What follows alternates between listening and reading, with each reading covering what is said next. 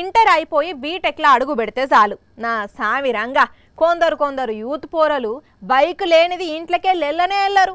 కొందరు అయితే ఎచ్చులో కొట్టుకుంటాను, helmet పెట్టుకోకుంటాను, rash driving చేసి అటో ఇటో కాలేజీకి పోతే, కొందరు మాత్రం బుర్ర రోడ్ల మీద చక్కర్లు కొట్టి జనాలకు సుస్తు పడిస్తారు. చాలా మందిని చూస్తున్నాం కదా. అందుకనే ఆ బైకులను దొరకబట్టి ఇక్కడ పోలీసులు ఏం చేసిండ్రంటే పానం గజ్జునొనికిచ్చి దడుపు జ్వరం రప్పిస్తున్న సైలెన్సర్లను రోడ్డు రోలర్తోని దొక్కించి సతకం చేసి సావగొట్టిండ్రు వరంగల్ కమిషనరేట్ పోలీసులు.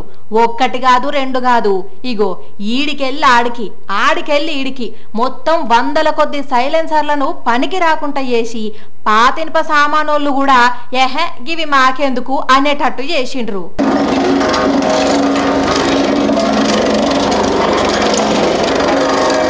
ఎండాకాలం సెలవులు చాలైన దగ్గర నుంచి కొందరు పోకిరి పోరలు రోడ్ల మీద అడ్డగోలుగా తిరుక్కుంటా నడుచుకుంటా పోయే జనాలకు, వాహనాలలో పోయే జనాలకు సుస్సు పడేటట్టు గిబేల్న సౌండ్ చేస్తుంటే ఇక లాభం లేదని స్పెషల్ డ్రైవ్ పెట్టి దగ్గర 300 బైకులకెళ్ళి ఈ ఊడవీకి ఎవరన్నా ఇసొంటివి తగిలించుకొని వాడితే వాటి కథ కూడా ఇంతే ఉంటది అని వార్నింగ్ ఇచ్చిండు. అట్లనే ముందు మెకానిక్ వెనక సైలెన్సర్ మోడిఫికేషన్ మా దృష్టికి వస్తే మాత్రం వాళ్ళ మెకానిక్ షాప్ కూడా సీజ్ చేయడం జరుగుతుంది.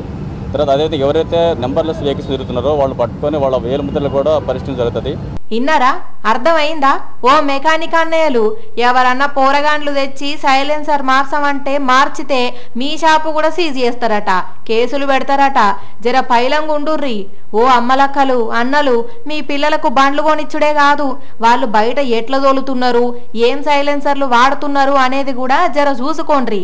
లేకుంటే ఎన్నడో ఒకనాడు ఆగం కథ చేస్తారో మిమ్మల్ని తీపల పెడతారు. ఏమంటున్నావు? అయినా బండికొచ్చిన సైలెన్సర్లు ఉంచుకుంటే ఏంది, పైసలు ఎక్కువే కాకుంటే.